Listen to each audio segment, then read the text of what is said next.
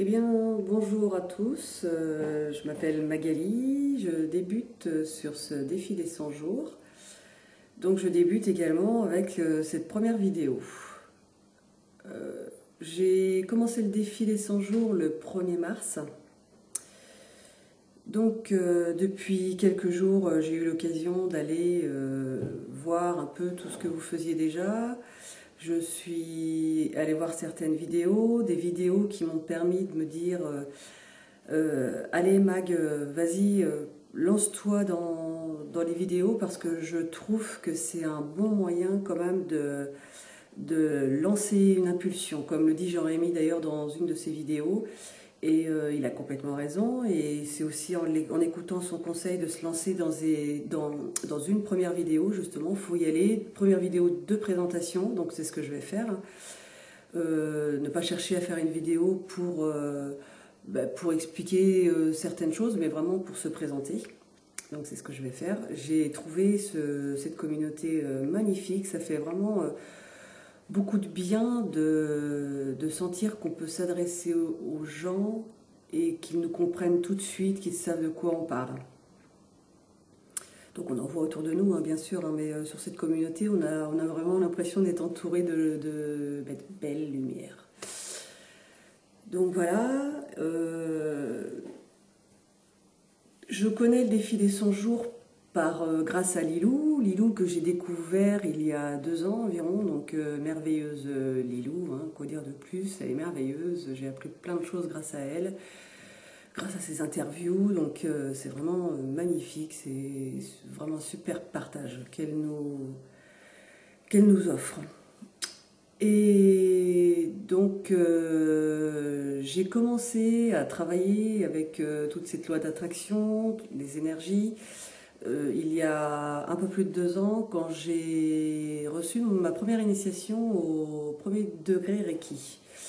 Donc là ça a été une magnifique découverte avec moi-même parce que j'ai découvert en fait ce potentiel de guérison que nous offre le Reiki et, et ce potentiel de guérison qu'on a vers les autres. Donc j'en suis restée au premier degré Reiki parce que du coup je me suis redécouvert, ça a été comme une renaissance pour moi en fait.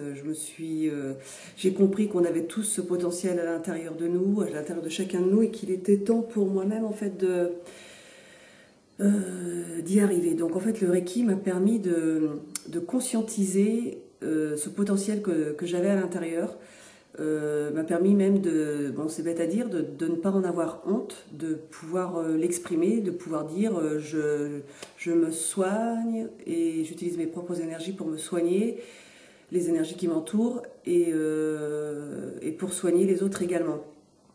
Et le Reiki m'a permis de le faire. Il y avait déjà quelques magnétiseurs dans ma famille, quelques personnes qui soignaient, qui étaient guérisseurs, mon père, grand-père, des gens autour de moi, mais pas des choses qui ont été vraiment divulguées au sein de la famille en fait. C'est toujours des choses qui sont restées un petit peu en retrait, dont on n'a jamais vraiment beaucoup parlé. Et donc grâce au Reiki, j'ai réussi à développer ce potentiel, enfin me redécouvrir et faire ressortir tout ça de l'intérieur. Il était temps parce que je commençais à soigner, on va dire, malgré moi, autour de moi. Donc je commençais à récupérer des choses qui ne m'appartenaient pas. Donc quand j'ai débuté avec le Reiki, je l'ai vite compris en fait que certains de mes mots, entre guillemets, étaient des mots que j'avais récupérés, enfin mots MAUX étaient des mots que j'avais récupérés autour de moi en fait, pour des personnes que je voulais soigner inconsciemment, que je voulais voir aller mieux. Et donc ça a été que du bonheur, on va dire, depuis plus de 2 ans, c'est magnifique, c'est que du bonheur. Et plein de belles découvertes sur internet, plein de belles interviews, enfin je me rends compte que ce monde-là est merveilleux et qu'on doit progresser comme ça dans le partage, dans les échanges des informations, du bonheur que ça nous apporte, des chamboulements aussi également que ça peut nous apporter. Donc voilà, on gagne, je dirais, énormément en confiance en soi-même quand on commence à travailler avec toutes ces énergies, en fait, avec cette loi d'attraction, ce potentiel qu'on a autour de nous qui nous permet d'aller mieux, mais qu'il faut quand même chercher à l'intérieur. Donc tout vient de l'intérieur, je pense, hein. Voilà. Quoi dire de plus? Mes objectifs, mes intentions pour ce défi. Si certains ont déjà lu mon profil, on a décidé avec le papa de mes enfants, avec mon ex-mari en fait, de divorcer, mais par contre de continuer la cohabitation. Alors, on a pris conscience qu'on n'était plus amoureux. Qu'on n'était plus amoureux l'un de l'autre et que ça pouvait générer des conflits qui n'avaient pas lieu d'être. Donc, on a eu envie de changer notre fonctionnement de couple. On a décidé de divorcer pour différentes raisons et on reste vivre ensemble. Donc je dirais qu'il y a eu quelques mois où ça a été assez houleux, conflictuel, parce que beaucoup de prise de conscience, enfin mettre les choses à plat, c'était pas si facile que ça. J'ai eu l'impression de perdre beaucoup d'énergie, ça m'a demandé énormément d'efforts pour me recentrer dans mon cœur, pour me dire allez là, laisse pas ta tête parler pour toi, mais écoute ton cœur, écoute vraiment tes ressentis. Donc au départ, on avait décidé de divorcer, la cohabitation, on n'en parlait pas forcément, et c'est, je dirais, au bout de quelques méditations où ça m'est venu, cette information-là m'est venue, et je me suis dit, vas-y, lance-toi là-dedans, si on te l'envoie, cette information, c'est pas par hasard. Pourquoi, comment on avancera avec cette affaire-là? Je dirais à la limite, peu importe, carpe diem, on vit le jour comme il vient, et on prend les choses comme elles viennent. Et on essaie toujours d'être dans son cœur et pas dans sa tête. Sinon, si on est dans sa tête, ça peut ne pas marcher. Enfin, si on laisse rentrer la jalousie, la colère, les ressentiments pour une chose ou pour une autre, forcément que ça risque de se poser souci à un moment ou à un autre. Donc, notre principal objectif avec le papa de mes enfants, c'est que nos enfants soient heureux, qu'ils puissent profiter quelque part du fait que leurs parents soient encore ensemble pour pas être obligés d'être chamboulés à droite à gauche. Donc bien sûr c'est quelque chose qu'on peut faire, que je peux faire avec le papa de mes enfants, que je pourrais peut-être pas faire, que j'aurais pas pu faire avec tout le monde, hein, bien évidemment. Je pense qu'il faut être en accord, il faut bien se connaître soi-même, connaître l'autre aussi. Après, ça marchera ou ça marchera pas. Est-ce que ça aura un sens pour lui, pour moi, pour nous deux? Est-ce qu'au final, il se passera pas quelque chose où notre couple se retrouvera? On ne sait pas en fait. Mais on part sur cet objectif-là. Donc, c'est pas toujours évident. On va dire que la période conflictuelle, le gros orage est passé. Maintenant, ça va mieux. Maintenant, il va falloir aborder les choses comme elles vont venir, parce qu'il va y avoir un moment ou un autre où on va peut-être s'éloigner l'un de l'autre quand même malgré tout. On ne sait pas ça non plus, donc on laisse faire les choses comme elles doivent être. Par contre, j'ai bien dit à mon mari justement que je voulais qu'on reste heureux quand même. Il ne faut pas que ce soit une situation qui nous rende malheureux et qui nous pose souci, où on se mette des barrières, parce que c'est peut-être un peu le risque dans cette histoire-là, c'est qu'on se mette des barrières l'un et l'autre, qu'on ne se sente pas libre de faire ce qu'on veut en fait. On essaie, on verra bien, on verra où le vent nous mènera. Donc on va dire que la situation a été dévoilée, c'est récent en fait, à mon envie d'aller sur le défi des 100 jours, il est aussi pour m'accompagner sur ce chemin-là, d'être dans le cœur toujours. On va dire qu'on a commencé à en parler en février, en fait, à vraiment dévoiler ça un peu à droite à gauche autour de nous, la famille, les amis, les collègues, vraiment en février. Donc il y a eu beaucoup de surprises autour de nous. C'est pas quelque chose de très commun en fait, hein, qui se fait beaucoup. Les gens ont beaucoup de mal à y croire, beaucoup de mal à croire au fait que ça puisse fonctionner, parce qu'ils sont aussi peut-être dans leur tête avec leur fonctionnement, leur schéma de vie chez eux, les gens ont tendance à ramener ça à eux en fait, s'imaginer dans cette situation plutôt que de dire ah oui vous pouvez peut-être. Donc il y en a beaucoup qui nous ont dit, des gens qui nous connaissent bien ont pu voir les choses se faire et se disent que c'est tout à fait possible et puis que c'est très bien pour les enfants. Après bien évidemment il faut qu'on arrive à être heureux dans cette situation là, donc je compte sur vous pour m'aider à toujours faire en sorte que ça se passe bien. Vous m'envoyez plein de belles énergies pour me dire mais si tu vas y arriver. Donc voilà, parce que en fait, à chaque fois qu'une personne en face m'a renvoyé un retour positif en me disant mais vas-y, crois-y, fais-le, c'est très bien ce que vous faites, et bien j'ai senti que ça me donnait encore plus envie d'être dans le cœur et de me dire ben oui, faut le faire vraiment avec amour, dans le cœur.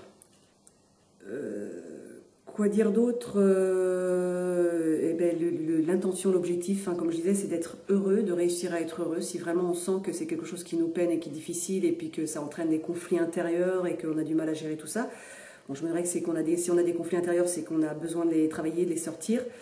Mais si ça devient trop difficile et pénible, on ne continuera pas dans cette situation-là. Voilà. Je compte sur vous, la communauté, pour aussi m'aider à toujours rester bien centré, à être dans l'instant présent, parce que c'est la clé de tout. Pour moi, ça a été le fait de se recentrer dans l'instant présent, ça a été ma révélation, ça a été ma renaissance. Donc j'étais pas quelqu'un de très... Enfin, je suis pas quelqu'un qui est toujours dans sa tête, je suis quelqu'un de naturellement...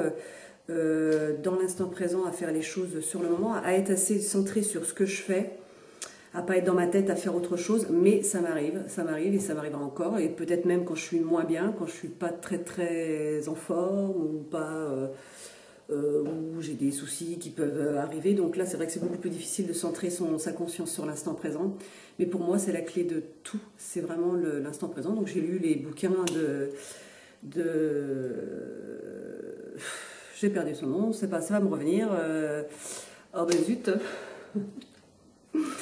Ça va me revenir. Donc voilà, les bouquins m'ont beaucoup aidé dans mon parcours. J'ai beaucoup lu pour comprendre justement cette loi d'attraction, ces énergies. J'ai lu du quantique, enfin tout ce qui pouvait m'expliquer pourquoi, comment, parce que mon esprit cartésien voulait comprendre les choses.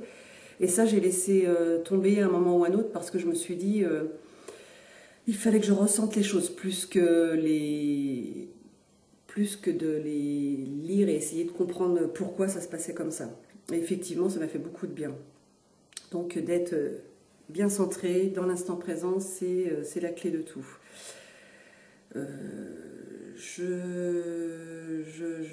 Comment dire, quoi dire d'autre, je crois que j'ai fait le tour un peu de ma première interview, pas ma première vidéo, pardon. Je pense que je vous referai une petite vidéo dès que je pourrai. J'ai des projets là à venir, des petites choses, par exemple là aux prochaines vacances scolaires, je compte aller avec mes enfants près de la forêt de Brocéliande. Grâce justement à une vidéo que j'ai vue sur ce site où il y avait une Magali d'ailleurs qui comptait, qui avait fait une petite vidéo sur une petite balade contée en fait de la légende arthurienne. Et pendant que je fermais les yeux en écoutant sa vidéo, sa balade, son conte, j'ai pensé justement à la forêt de Brocéliande. Donc comme j'habite pas très très loin, en fait je suis à 2 heures à peu près de route de la forêt de Brocéliande, je me suis dit allez c'est parti, pour les vacances tu vas là-bas. C'était pas par hasard que l'information me venait pendant que je fermais les yeux. Donc voilà, écoutez, j'espère bien vous faire une petite vidéo par rapport à tout ça, enfin vous donner un petit peu la suite des événements, vous faire partager peut-être aussi parfois mes émotions, mes sentiments, pour voir comment je les gère, voir comment ça se passe. Je pense que je vais beaucoup apprécier ces 100 jours, ça c'est une certitude, parce que je sens qu'il y a plein de belles énergies. Donc voilà, je vous fais plein de gros bisous à tous. Merci encore à Lilou pour ce site, et merci à tous ceux qui vont lire cette vidéo, enfin écouter cette vidéo. Et j'encourage tout le monde dans la suite de leur défi. Voilà, gros bisous.